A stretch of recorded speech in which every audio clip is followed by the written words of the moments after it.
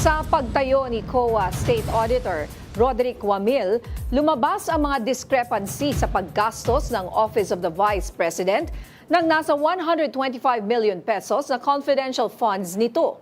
Yan ang umaarangkadang balita ni Angela Babad live. Angela.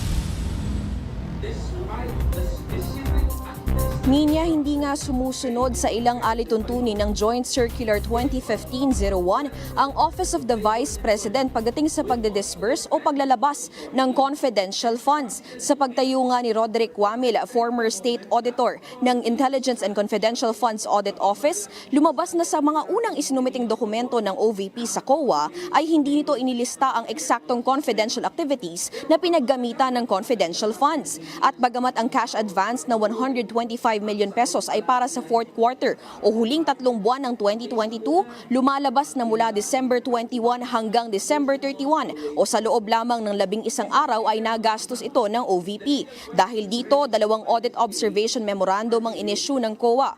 Sa pangalawang AOM noong October 3, 2023, isinaad nito na walang isinumite ang OVP na documentary evidence of payment o ebidensya gaya ng official receipts at sales invoice. Lumalabas din na gumastos ang OVP ng 40 million pesos sa medical and food aid na hindi naman kasama sa pinahihintulutan ng Joint Circular 2015-01. Pati na rin ang 10 million pesos na payment of incentives for traveling.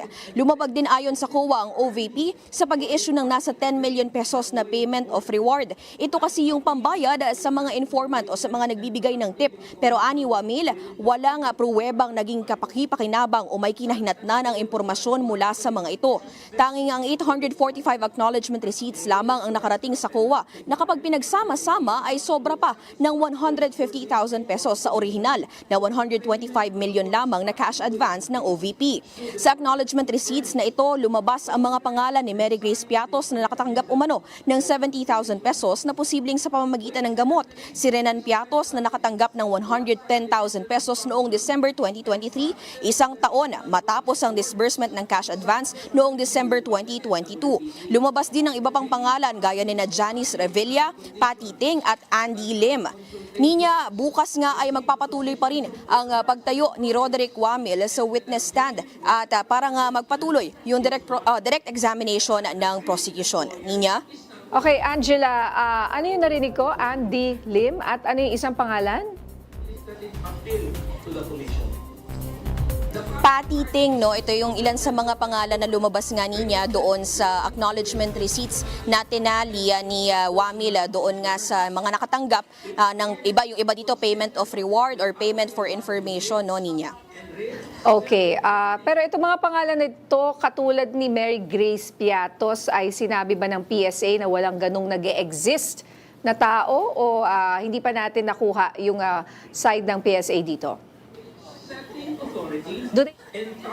Ninya, tama, no? Nandun pa lang tayo sa parte ng Commission on Audit at ayon kay Wamil ay hindi na kasi saklaw ng kanilang trabaho yung pag-verify doon sa mismong pagkakakilanlan ng mga pangalan na ito or yung mismong katauhan ng mga nakalagay doon sa acknowledgement receipts. Ang kanilang task lamang ay i-verify kung saan napunta yung 125 million pesos na inilabas nga ng OVP. Ninya? Okay, and last question, Angela. You said marami silang nakitang butas, no, yung COA or discrepancy doon sa mga transaksyon, ano? Siguro kung susumatotalin mo yan, ano yung pinakamalaking discrepancy na nai-reveal kanina, Angela?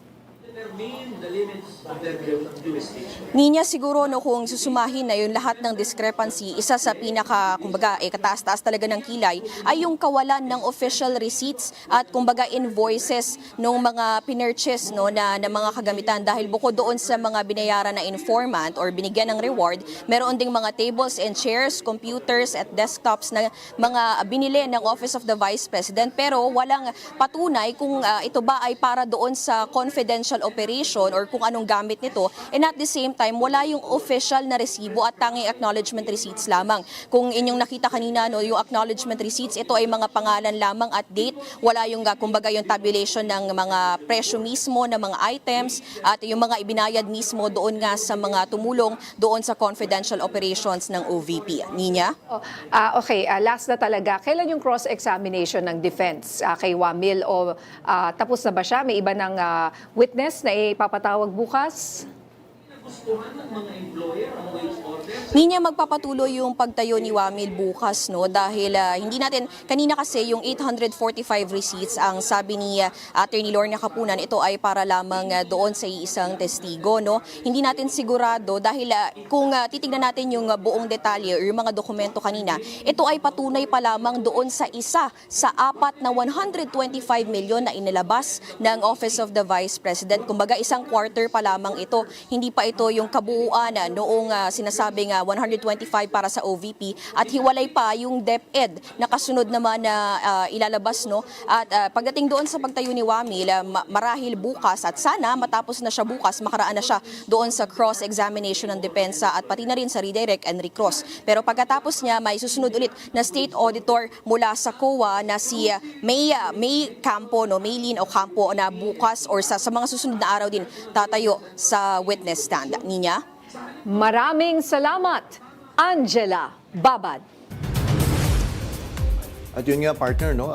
Doon sa report nga ni Angela, ang nakita namin, yung mga lumutang pa ng mga ibang names. No? Oo nga. Ngayon ko lang narinig yung Andy Lim. Tsaka kala ko Napaka-clever. patatim Hindi, patiting. Baka nagugutom ka lang kaya patatim ang rinig mo. Pero patiting kasi nga daw. Oo. patiting, Magkatunog kasi. patatim. Oo, tsaka yung nga, yung binuha. Patiting, hindi ko na. Oo, yung mga mag-isip, may Andy Lim, pero yun nga. Pero bukod dun nga, marami nga yung mga resibo na hindi nga na-issue ang... Tsaka invoice lang. Oo. Walang official receipts. Oo, di Hindi ba? ba dapat required yung kahit Pero- saan naman, di ba? pero partner, kahit no? maliit na business, hindi Oo, kailangan. tsaka kung sa atin nga lang eh. Dito, Di ba, kahit kailangan sa may OR ka? kailangan may OR ka pa, magre-reimburse ka, kailangan all accounted for yan. Hindi so- pwedeng wala doon. Hindi nga pwedeng sulat mo lang eh. Kailangan resibo talaga ang ipapakita mo. Kailangan i-explain nila yan Oo. or ilabas yung official receipt.